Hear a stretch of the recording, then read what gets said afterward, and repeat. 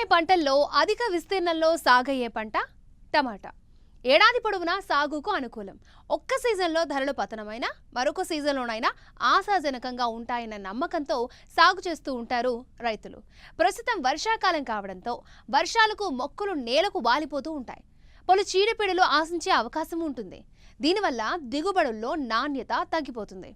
ఈ సమస్యల నుంచి గట్టెక్కేందుకు ట్రెల్లీస్ విధానంలో సాగు చేస్తే మొక్కలు నాణ్యంగా ఉండటమే కాకుండా మేలైన దిగుబడులు సాధించే అవకాశం ఉందంటున్నారు ఆముదాలవలస కృషి విజ్ఞాన కేంద్రం శాస్త్రవేత్త డాక్టర్ సునీత.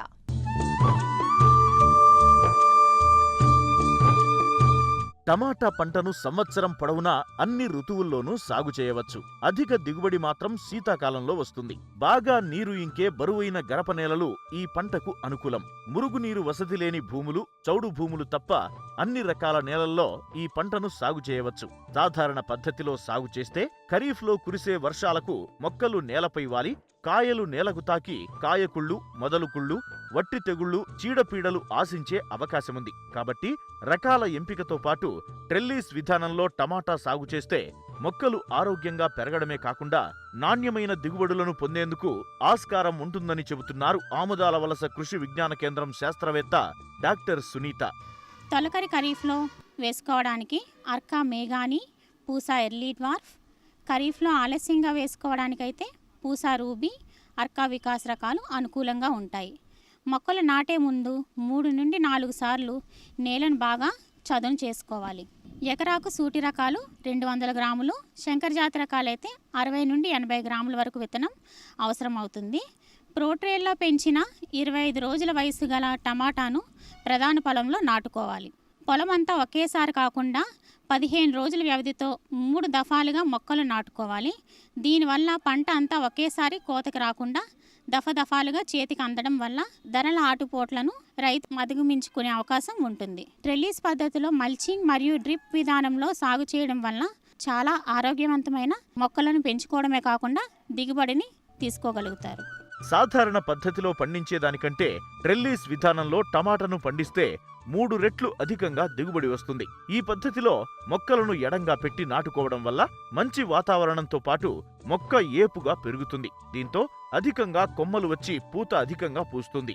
నేలపైన టమాటా కాయలు ఉండకుండా టమాటా కాత పైనే ఉంటుంది. దీనివల్ల టమాటా పెద్దగా, నాణ్యతగా, ఎలాంటి మచ్చలు లేకుండా అధిక బరువుతో కాస్తుంది.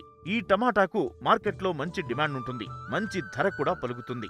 ట్రెల్లీస్ పద్ధతిలో టమాటా సాగుకు ఉద్యాన శాఖ ఎకరాకు 7,500 రూపాయల సబ్సిడీ కూడా ఇస్తోంది. అసలు ట్రెల్లీస్ విధానంలో టమాటా సాగు ఎలా చేయాలో తెలుసుకుందాం. ఎటు చూసినా 2 అడుగులు వచ్చే విధంగా మొక్కలు నాటుకోవాలి. 6 నుంచి 8 అడుగులు పొడవున ఉండే కర్రలను 1.5 నుంచి 2 అడుగుల గుణపంతో తీసిన రంధ్రంలో పాతుకోవాలి. కర్రల వ్యాసార్థం 2 సెంటీమీటర్లు ఉంటే ట్రెల్లీస్ పద్ధతి దృఢంగా ఉంటుంది. నారు నాటిన 15 నుంచి 20 రోజులలో ఈ పద్ధతి పాటించుకోవాలి. ఈ చివరి కర్రలు బరువుకు వాలకుండా జిఐ వైరుతో ఊతం ఇచ్చుకోవాలి.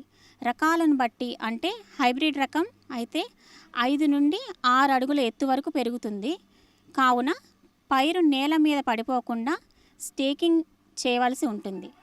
కాబట్టి కర్రలను కలుపుతూ జిఐ వైరును 4 నుండి 5 అడుగుల ఎత్తులో వీలైనంత గట్టిగా లాగి కట్టుకోవాలి. కర్రలకు మధ్యన 7 అడుగుల దూరంలో వరుసలో కర్రలు పాతుకోవాలి. కర్రకు మొదల నుంచి అడుగు ఎత్తులో ప్లాస్టిక్ వైరును కర్రకు ఇరువైపులా కట్టుకోవాలి. ఈ ప్లాస్టిక్ వైరు మధ్యలో నుంచి మొక్క పెరిగే విధంగా ఏర్పాటు చేసుకోవాలి. ట్రెల్లీస్ పద్ధతిలో డ్రిప్, మల్చింగ్ షీట్ వాడటం వలన మొక్కలు ఆరోగ్యంగా పెరిగి నాణ్యమైన దిగుబడిని తీసుకోగలరు. అంతేకాకుండా నీటి ఆదాతో పాటు కలుపు సమస్య తగ్గుతుంది. చీడపీడలు కూడా అదుపులో ఉంటాయి. కలుపు తక్కువగా ఉండటం వల్ల కూలీలపై పెట్టే ఖర్చు కూడా తగ్గుతుంది. సాధారణ పద్ధతిలో ఎకరాకు 10 నుంచి 15 టన్నుల దిగుబడి వస్తే ట్రెల్లీస్ విధానంలో 25 నుంచి 40 టన్నుల దిగుబడి వచ్చే అవకాశముంది. కాబట్టి రైతులు కొంత శ్రమైనా ఈ విధానంలో యాజమాన్యం చేపట్టడం సులువుగా ఉండటమే కాకుండా మంచి దిగుబడులు సాధించి అధిక ఆదాయాన్ని పొందవచ్చు.